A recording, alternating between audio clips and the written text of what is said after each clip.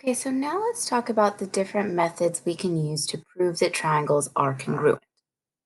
We actually have 5 different methods available to us.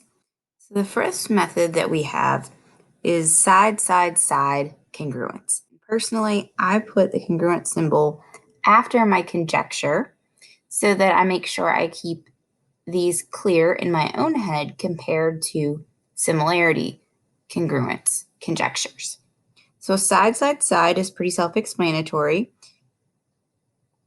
You have enough information to prove that you have 3 pairs of congruent sides between the 2 triangles. So if all pairs of the sides are known to be congruent, we know that the triangles are completely congruent. Our next option is angle, side, angle. Now for angle, side, angle, the side that is known to be congruent has to be sandwiched between the 2 pairs of angles that are known to be congruent.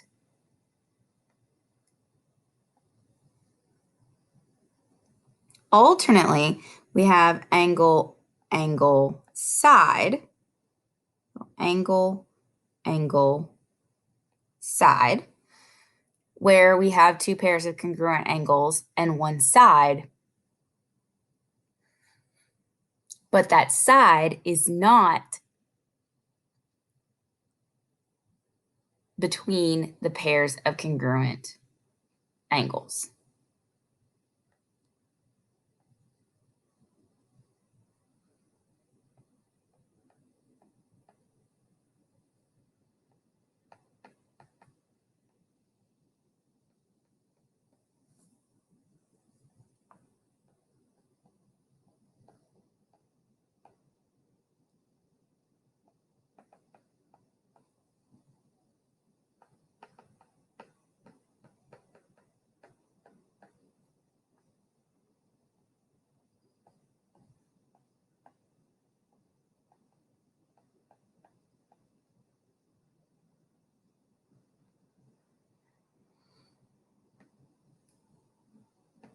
We also have side, angle, side. Now with side, angle, side, the matching pair of angles has to be the included angle, meaning the angle that is between the pair of sides that we know are congruent.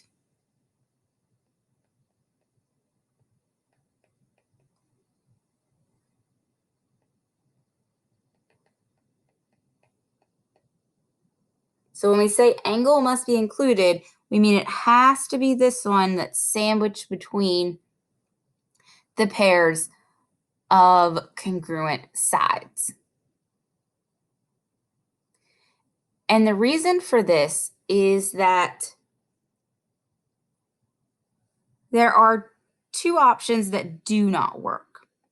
And the 2 options that do not work are side-side angle and angle side-side. Those do not work. If you have one angle, one pair of angles that you know that are congruent, and 2 sides, 2 pairs of sides that you know are congruent, if that angle is not between the known sides, it's not enough information to prove that the triangles are congruent. When we have the included angle, it does give us enough information because when we have the included angle, the 2 sides on either side of that angle are locked because we know that they are congruent. And then the third side is created by the angle. And since we know that the angles match, we know that they're locking that third side into the same length. We wouldn't know that if the pair of congruent angles were not opening up to the unknown sides. Now, there is one exception when you have a right triangle. This only works with a right triangle. With a right triangle, we do have hypotenuse leg. So hypotenuse leg is when we have a right triangle and we know that two other sides, well, two sides of the right triangle are congruent. Now, we can say that this is an exception to angle side side, and it is in a way because we know one angle and we know two sides, and the angle that we know is not between the two known sides.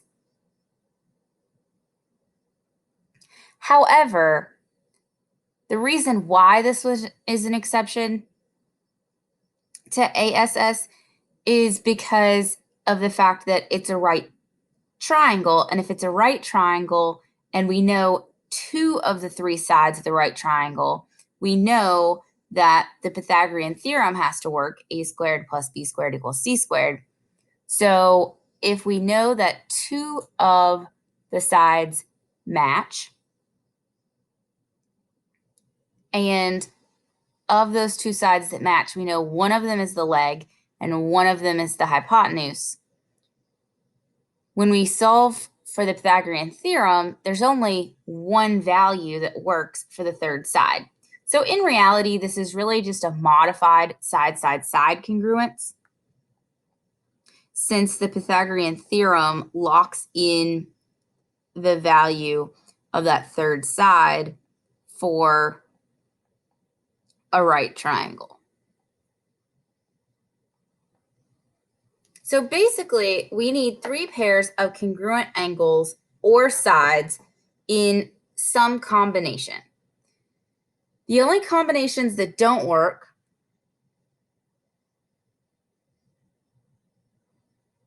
are ASS, which is also SSA. So ASS or ASS backwards, those don't work. And AA doesn't work. Now, AA doesn't work for congruence because angle only proves similarity. It's not enough information to prove congruence. It doesn't mean that triangles are not congruent if we know that two pairs of angles are congruent. It just means that we don't have enough information to prove congruence. Because remember, we can have a very small equilateral triangle, and we can have a very large equilateral triangle. They both have three angles that are all 60 degrees in measure, and yet they're very different sizes. Okay, so let's do a few examples here where we're trying to figure out what's what.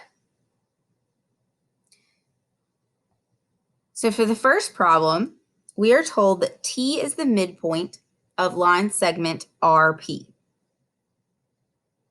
So if T is the midpoint, we know that RT and PT have to be congruent. So let's mark that on our triangle.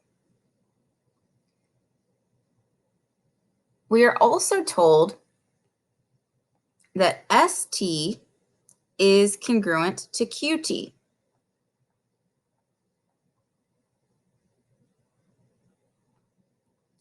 And we are told that SR is congruent to QP. So we are given information about all three pairs of sides.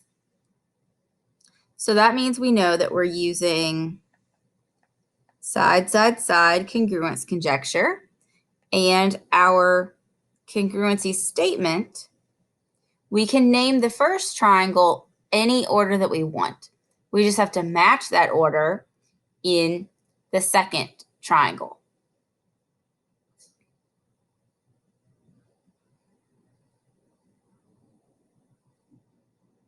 So if we go triangle RST, we went up the 3 tick mark side, down the 2 tick mark side. So for the second triangle, we got to go up the 3 tick mark side, down the 2 tick mark side. So we have to do triangle PQT.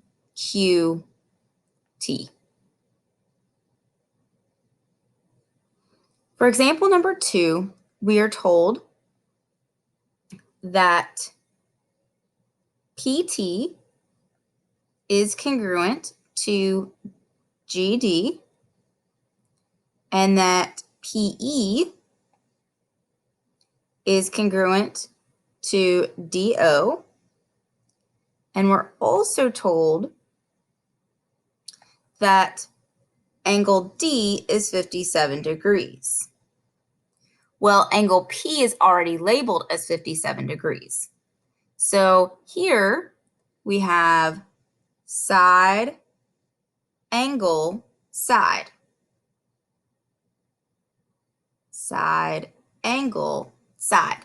And remember, SAS is completely allowed as a conjecture.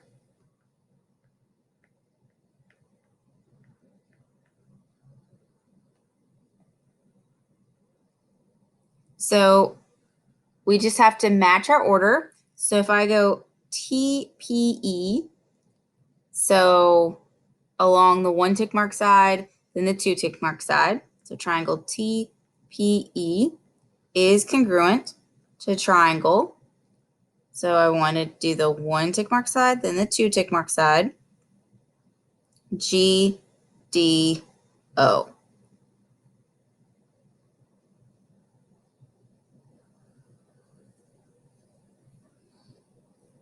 For the next problem, we're told that angle B is congruent to angle R,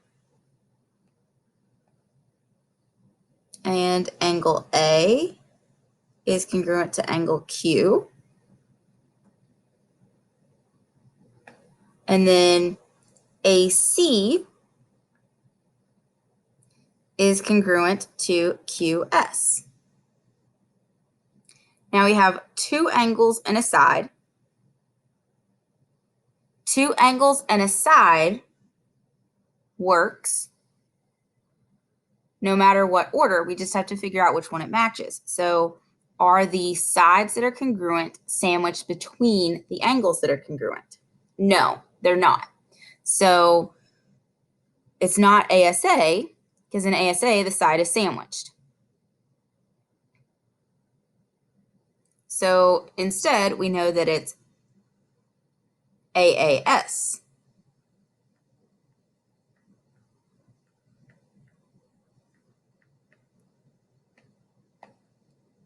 And we just figure out what order we want to write this in. So if I want to name this triangle ABC, I have to say that it's congruent to. So I went 2 marks in the angle to 1 mark in the angle to no marks in the angle. So I got to go 2 to 1 to none. So triangle QRS.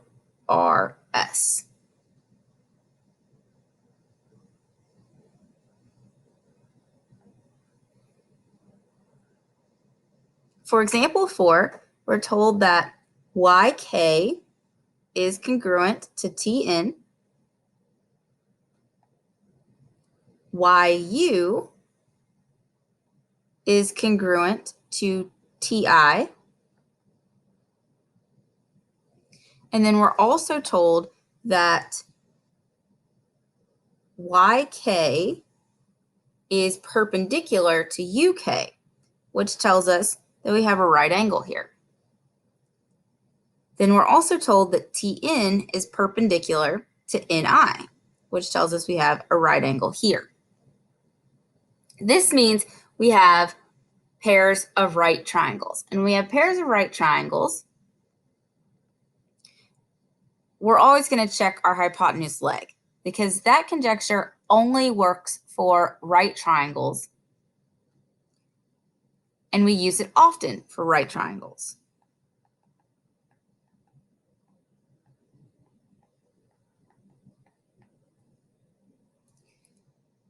So when we look, we do in fact know that these are both right triangles, and we do in fact know that we have a congruent hypotenuse and a congruent leg.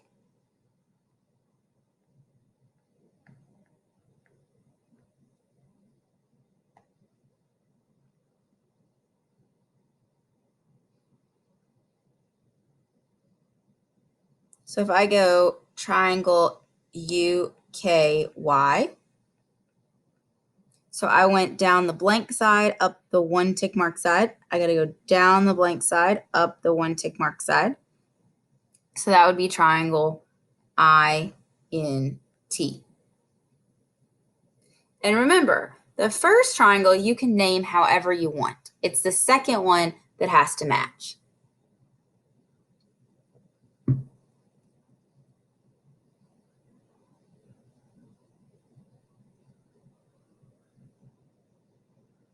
Now let's look at a few tips here.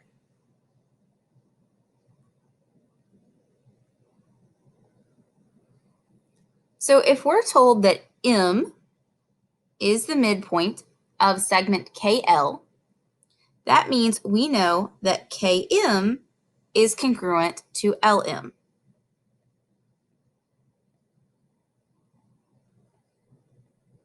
Because the midpoint splits the segment into two equal parts. If we're told that BD bisects AC, then that means we know that B is the midpoint of AC.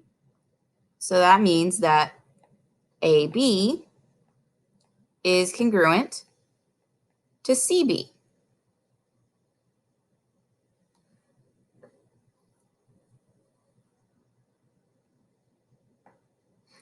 The reflexive property just means that something has to be congruent to itself. So if you have a side that's shared in more than one triangle, well, that side has to be congruent to itself. So in this case, we have side JL that's present in both triangles. JL has to be congruent to JL.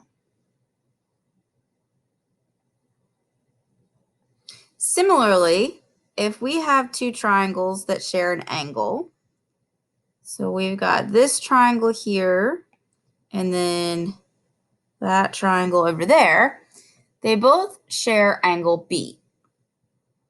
And angle B has to be congruent to itself.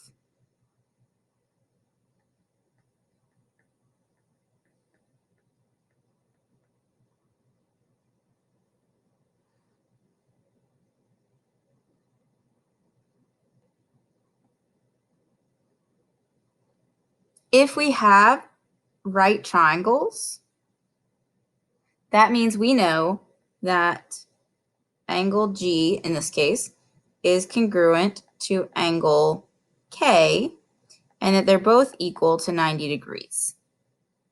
That's pretty self-explanatory. We know that right angles are 90 degrees, and if you have two right angles, those two right angles have to be congruent to one another. If BD bisects angle ADC, we know that we are going to end up with two smaller angles that are congruent to one another.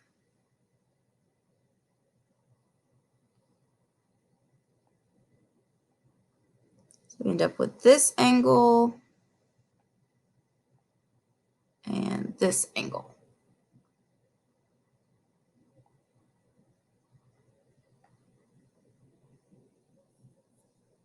So angle ADB is congruent to angle CDB.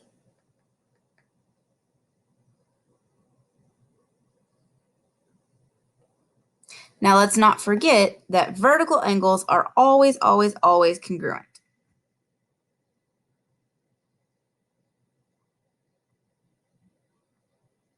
So that tells us that angle in PL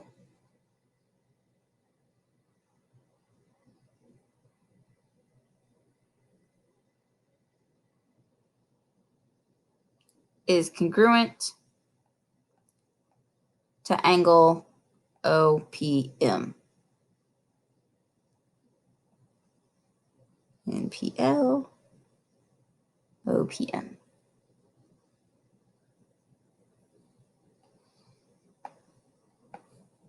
When we have parallel lines cut by a transversal, we know that there are certain relationships that are created. So let's first of all identify what our parallel lines are. We got parallel lines here, and we know that because they are marked with matching arrows. And then they're cut by a transversal.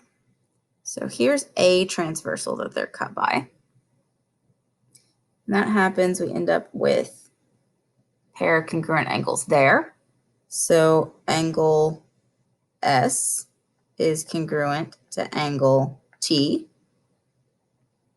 And then we also have this transversal,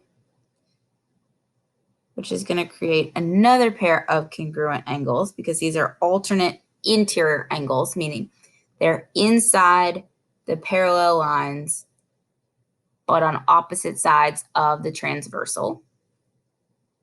So this tells us that angle Q is congruent to angle R.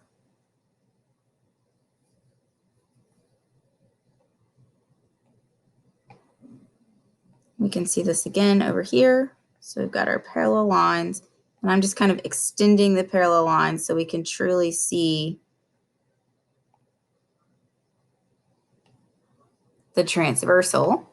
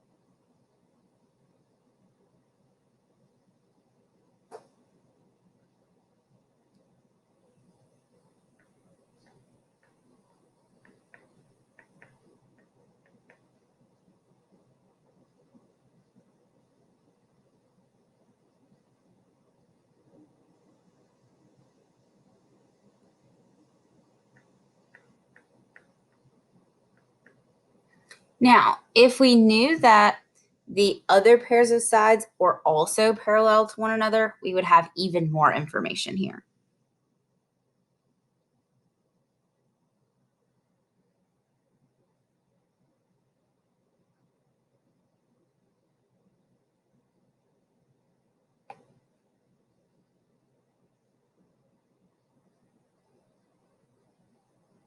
Okay, so our parallel lines are like this in this problem. And then we got to figure out where the transversal is. So we've got a transversal here. So that tells us that we have corresponding angles here and here.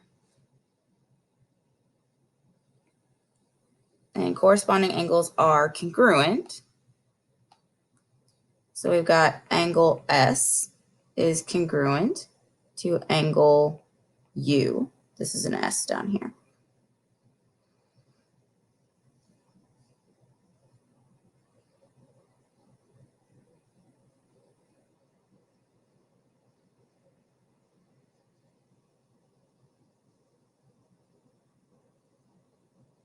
Now, if we knew that the other sides of the triangles were parallel to one another, we would also have additional information as well.